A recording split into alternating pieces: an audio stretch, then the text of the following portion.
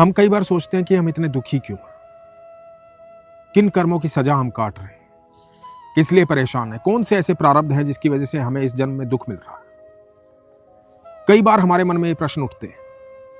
आइए ये अद्भुत प्रसंग सुनते हैं और समझते हैं ये कर्मों का सिलसिला क्या है, कैसे मिलता है कर्मों का फल। हरे कृष्ण दोस्तों, मैं हूं अनुज शर्मा।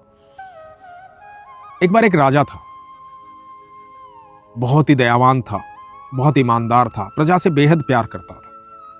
उसने भगवान श्री कृष्ण का एक मंदिर बनवाया। उस मंदिर में एक पुजारी जी को रखा। जो ब्राह्मण देवता थे, जो पुजारी थे, वो भी बहुत ईमानदार थे। उनके मन में भी कभी कोई प्रश्न नहीं आता था, कोई लालसा नहीं थी, कभी राजा से कुछ मांगा नहीं था। वो भगवान की सेवा करते थे। ये करते करते 20 साल बीत गए। राजा को पुजारी जी बेहद पसंद थे, उनकी ईमानदारी से वो प्रभावित थे। 20 साल बीतने के बाद हुआ यूं, राजा का एक बेटा था, राजकुमार। राजकुमार को पढ़ा लिखा कर खूब विद्वान बनाया। बेटा बड़ा हो गया था, उसके विवाह की तैयारी हो रही थी। एक दूसरे राज्य की राजकन्या से अपने राजकुमार का विवाह कर दिया। विवाह की पहली रात्रि थी। राजकुमार को जल्दी नींद आ गई। राजकुमार थक गया था। राजकुमारी को नींद नहीं आ रही थी। जब नींद नहीं आ रही थी तो परेशानी में इधर उधर घूम रही थी। घूमते घूमते उसने देखा कि राजकुमार के सिरहाने एक तलवार रखी हुई है, हीरे जवाहरात से जड़ी हुई तलवार, बड़ी सुंदर तलवार। उस तलवार को देख करके राजकन्या ने वो तलवार उठाई, उसकी मुठ को पकड़ा, तलवार को मयान से बाहर निकाला, और जैसे ही मयान से बाहर निकाला वो चमचमाती तलवार, धारदार तलवार। उसे देख करके राजकन्या घबरा गई और तलवार हाथ से छूट गई। छूट करके जाकर के गिरी राजकुमार की गर्दन पर, और राजकुमार की गर्दन कट गई। अब ये राजकन्या जो थी ये घबरा गई कि विवाह की पहली रात्रि थी, राजकुमार की हत्या हो गई। सुबह क्या होगा इसकी समझ में कुछ आ नहीं रहा था। घबराई हुई थी, भगवान से प्रार्थना कर रही थी कि प्रभु आप ये सब जानते हैं, मैंने जानबूझ के ये सब नहीं किया, मुझसे गलती से हुआ है, मैं कैसे बचूं, क्या करूं, कुछ समझ में नहीं आ रहा है, आप ही साक्षी हैं इसके। ये प्रार्थना कर रही थी। सारी रात बीत गई। सुबह के 4 बजे थे। अपनी खिड़की से देखा कि पुजारी जी मंदिर की तरफ जा रहे थे। उन्हें देख करके जोर जोर से रोने लगी। आवाज सुन करके महल के लोग इकट्ठा हो गए। उन्होंने पूछा क्या हुआ। और राजकुमारी ने बताया कि मेरे पति को कोई मार गया है, मेरी समझ में नहीं आया, मैं सो रही थी, मेरी पति की हत्या हो गई, और जोर जोर से रोने लगी। राजा आए, सबने पूछा कि आपने किसी को देखा है। तो राजकुमारी ने बताया कि मैंने मंदिर की तरफ जाते हुए किसी को देखा था। मंदिर से पुजारी जी को बुलाया गया। पुजारी जी से कहा गया कि आप राजकुमार की हत्या में भागीदार हैं, क्या आपने राजकुमार की हत्या की। पुजारी जी भोले भाले, उन्होंने कहा मुझे तो नहीं पता, मैं तो जानता नहीं महाराज, मैं तो राजमहल की तरफ भी कभी नहीं आया। लेकिन लोगों ने शंका की, किसी को पुजारी जी की बात पर विश्वास नहीं हुआ। राजा को यह पता था कि पुजारी ऐसा नहीं कर सकता, इतने सालों से ईमानदारी दिखा रहा है, भगवान की सेवा करता है, सच्चा है, ये ऐसी गलती नहीं कर सकता। राजा के मन में उसके लिए दया थी, लेकिन लोग कह रहे थे कि इसी ने हत्या की है। तो राजा ने कहा कि मैं तुम्हें मौत की सजा तो नहीं दूंगा, लेकिन जिस हाथ से तुमने मेरे बेटे को काटा है मैं उस हाथ को काट दूंगा। और पुजारी के उस हाथ को कटवा दिया गया। अब पुजारी जी को बड़ा अपमान महसूस हुआ, क्योंकि सच्चे थे, ईमानदार थे। राजा की वो नगरी छोड़ करके चले गए। मन में दुख था, ये प्रश्न भी था कि ये हाथ कटा क्यों, जब मैंने कोई गलती की नहीं तो। मन में जब ये प्रश्न आया तो मन में एक भाव आया कि किसी ज्योतिषी से पूछता हूं कि ऐसे कौन से कर्म किए थे जिसकी वजह से हाथ कट गया। पता लगा एक ज्योतिषी के बारे में। उसके घर पहुंचे। जब घर पहुंचे तो ज्योतिषी घर पर नहीं थे, उनकी पत्नी थी। पत्नी से पूछा उनके बारे में। पत्नी अभद्र व्यवहार करने लगी, ज्योतिषी महाराज को कोसने लगी, गलत गलत बातें बोलने लगी। पुजारी जी की समझ में नहीं आया कि ये क्या हो रहा है। मैं तो अपनी समस्या में आया था, शायद यही समस्या में है, तो पहले इनकी समस्या जान लेता हूं। पुजारी जी ने उनकी पत्नी को कहा कि आपको क्या समस्या है, क्या दिक्कत हुई जो आप इतना कुछ कह रही हैं। इतने में ज्योतिषी आ गए। जब ज्योतिषी आए तो ज्योतिषी की पत्नी फिर चिल्लाने लगी, उल्टा सीधा बोलने लगी। भला बुरा कहने लगी। ज्योतिषी ने कुछ नहीं कहा। वो पुजारी जी को लेकर के अंदर अपने कमरे में गए, अपनी गद्दी पर जाकर के बैठे और पुजारी जी से कहा कि ब्राह्मण देवता बताइए मैं आपके लिए क्या कर सकता हूं। पुजारी जी ने कहा कि मेरी समस्या तो छोड़िए, पहले आप ये बताइए कि आपकी पत्नी आपके लिए ऐसा व्यवहार करती है, ऐसी ऐसी बातें बोलती है, आपको बुरा नहीं लगता, आपको जरा भी क्रोध नहीं आया? तो ज्योतिषी महाराज ने कहा कि ऐसा नहीं है, ये मेरे कर्मों का फल है और मेरे कर्मों का फल तो मुझे ही भुगतना पड़ेगा। तो पुजारी जी ने कहा कि आपके कर्मों का फल मैं समझा नहीं। ज्योतिषी ने कहा कि पिछले जन्म में मैं एक कौवा था और ये एक गधी थी। एक दिन हुआ क्या, इस गधी के कमर पर फोड़ा हुआ। मैं पेड़ पर बैठा हुआ था, मैंने फोड़ा देखा, वो घाव देखा और जाकर के इसकी पीठ पर बैठ गया और उस घाव को कुरेदने लगा, उसमें चोंच मारने लगा। मुझे बड़ा मजा आ रहा था और ये बड़ी क्रोधित हो रही थी, झुंझला रही थी, इधर उधर भाग रही थी, लेकिन मैं बार बार चोंच मार रहा था।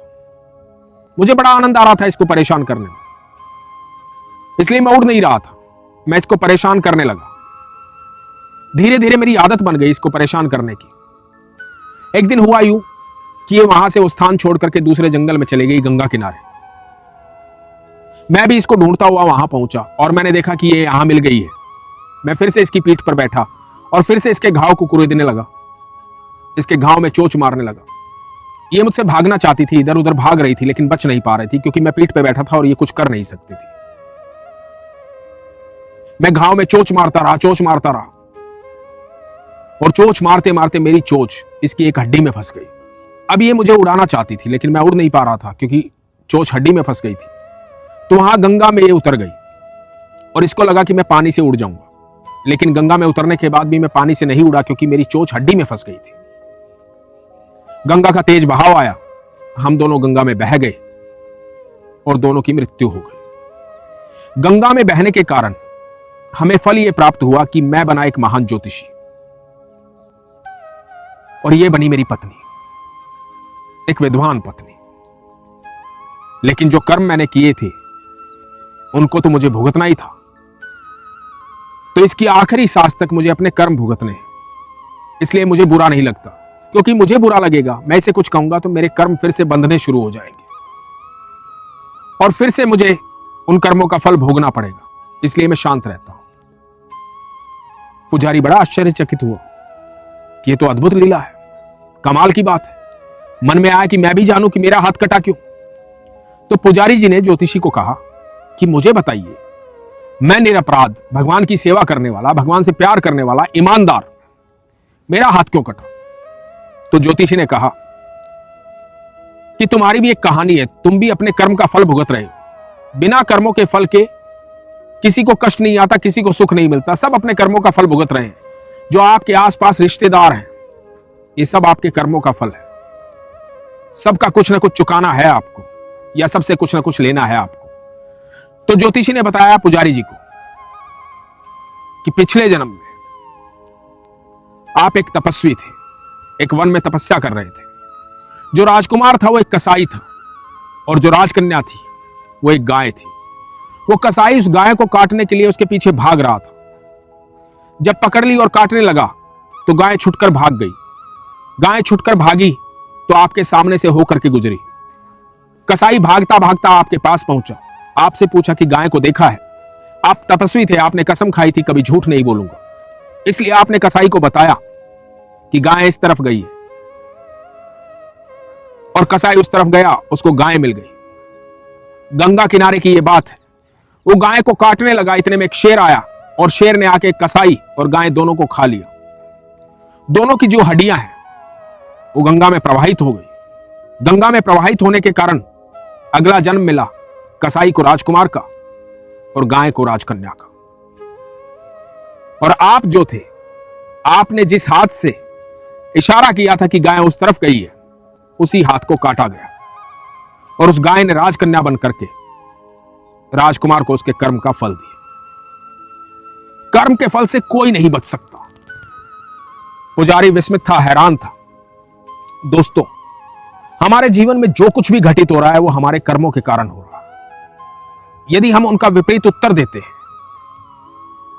कोई हमसे झगड़ा करता है, उससे झगड़ा करते हैं तो हम फिर से कर्म को बांध रहे हैं। कोई हमें गाली देता है, हम उसे गाली दे रहे हैं तो हम फिर से कर्म को बांध रहे हैं और फिर उसको भुगतना पड़ेगा।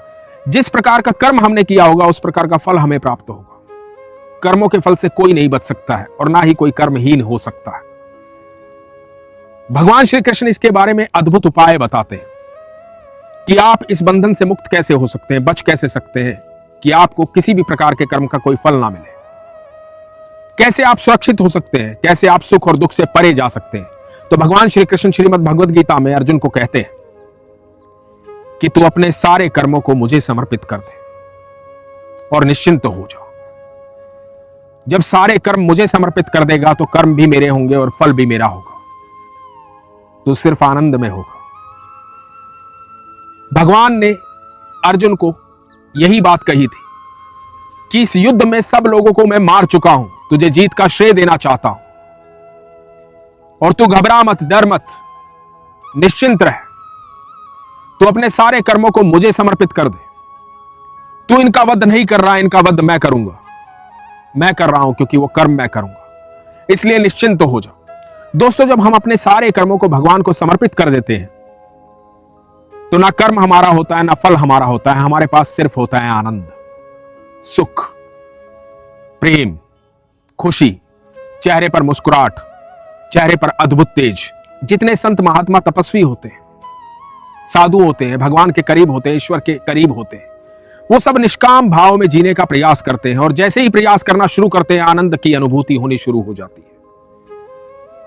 यदि आपको ये मजाक लग रहा हो तो कुछ दिन कोशिश करके देखिएगा, अपने सारे कामों को भगवान को समर्पित कीजिएगा। सुबह उठते ही उस दिन को भगवान को समर्पित कीजिएगा और भगवान से कहिएगा कि भगवान, प्रभु, आज का दिन हर कर्म आपका। तो याद रखिएगा, उस दिन में आने वाले सुख और दुख का समान भाव से स्वागत करना है, क्योंकि कर्म भगवान का, फल भी भगवान का, आपका उससे कोई वास्ता नहीं। जब ये भाव मन में आ जाएगा, संभाव मन में आ जाएगा, तो भगवान कहते हैं जब तुम्हें ब्राह्मण और चंडाल एक नजर से एक जैसे दिखाई देने लग जाएं, उस दिन तुम मेरे करीब आ जाओगे, उस दिन तुम मेरे हो जाओगे। जिस दिन संभावी हो जाओगे उस दिन तुम मेरे हो जाओगे। जब हर जीव एक प्रकार से दिखाई देगा, एक तरीके से दिखाई देगा। दोस्तों, ये निष्काम भाव लाने के लिए, समर्पित होने के लिए, सुख और दुख को एक समान से देखने के लिए सबसे जरूरी है विश्वास। इसीलिए हमेशा कहता हूं, अपने विश्वास को मजबूत रखिए, अपना ख्याल रखिए। हरे कृष्ण।